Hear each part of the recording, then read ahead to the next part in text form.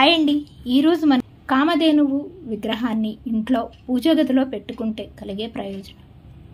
మన పురాణాల ప్రకారం కామధేను విగ్రహాన్ని పూజిస్తే ఎంతో మంచిది, కోరిన కోర్కెలు నెరవేరుస్తుందట. కామధేనువుని సురభి అని కూడా అంటారు.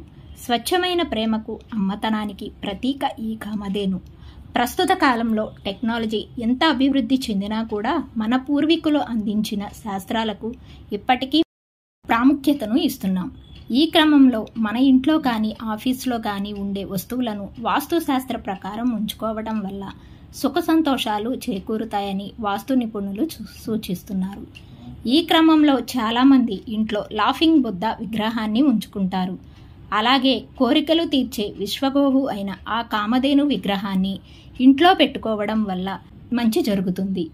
గోమాతను లక్ష్మీ స్వరూపంగా భావిస్తాం. గోమాతలో 3,000,000 దేవతలు నివసిస్తారని అందరికీ తెలిసిందే.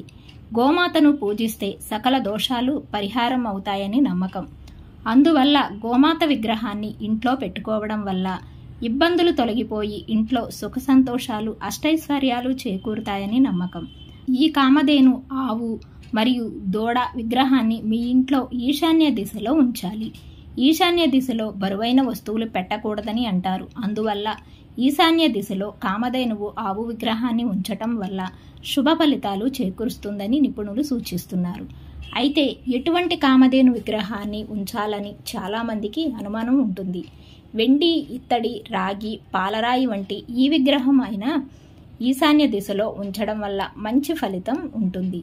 అయితే ఇంట్లోనే కాకుండా ఆఫీస్లో కూడా ఈ విగ్రహాన్ని ఈశాన్య దిశలో ఉంచటం వల్ల శుభ ఫలితాలు చేకూరుతాయి.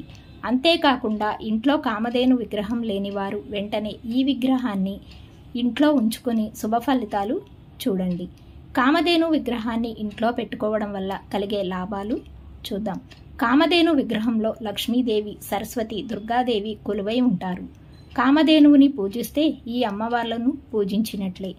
కెరీర్, బిజినెస్, ఉద్యోగాలు ఇలా అన్నింట్లో విజయాన్ని అందుకునేలా చేస్తుంది.